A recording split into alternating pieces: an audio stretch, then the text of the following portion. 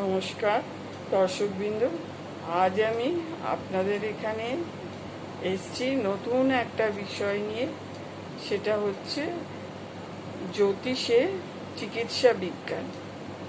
চিকিৎসা মানুষের যে রোগভোগ হয়, সেই রোগভোগ কোন দিক থেকে আসবে এবং কোন বিষয়কে কেন্দ্র করে তার রোগভোগ হবে এবং সে আরোগ্য লাভ করতে পারবে কি পারবে না সহজে, বা তার জীবনে ওই বিষয়কে, ওই অঙ্গকে কেন্দ্র করে তার সমস্যা ঘটবে কিনা, সেইটা আপনার জাতচক্র থেকে, গ্রহদের অবস্থান থেকে নির্ণয় করা যায়।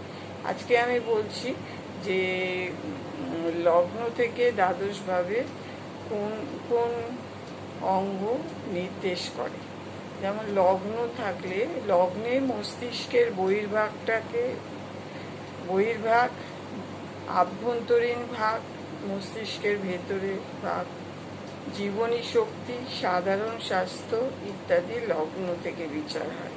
দ্বিতীয় ভাব থেকে মুখবয়ব, চক্ষু, নাসিকা, জিহ্বা, দাঁত, কর্ণ, নখ, অঙ্গুলি, অস্থি, মাংস ইত্যাদি। তৃতীয় ভাব থেকে কলদেশ, কণ্ঠদেশ, গলার নালী, কণ্ঠার হাড়, হস্ত, শ্বাস প্রশ্বাস, কর্ণ, দেহের বৃদ্ধি ইত্যাদি দিকে তৃতীয় ভাব থেকে আমরা বিচার করি। চতুর্থ ভাব থেকে হৃৎপিণ্ড, ফুসফুস, বক্ষ, দেহের জলীয় পদার্থ ইত্যাদি। চতুর্থ হলো, এবারে পঞ্চম হলো উদরের ঊর্ধ্বাংশ, মন বিকৃতি ইত্যাদি। ষষ্ঠ হলো উদরের নিম্নাংশ, ষষ্ঠ ভাব, নাভি প্রদেশ, অস্থি, মাংস,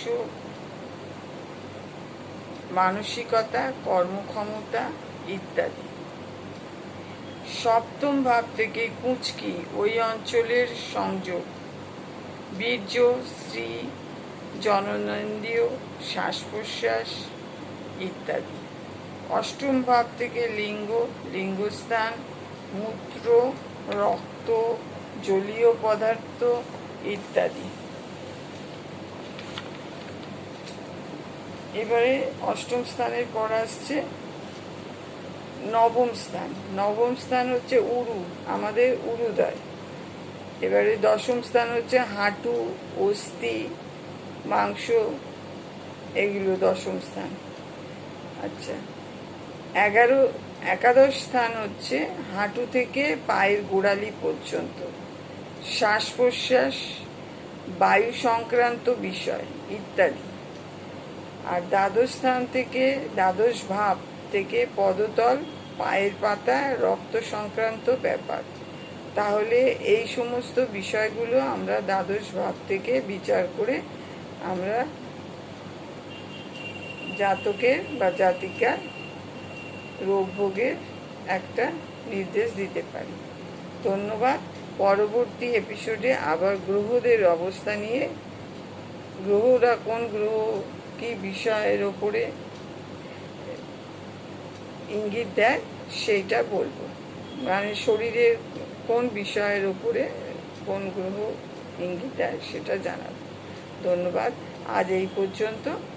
পরবর্তী এপিসোডে আবার আসবো।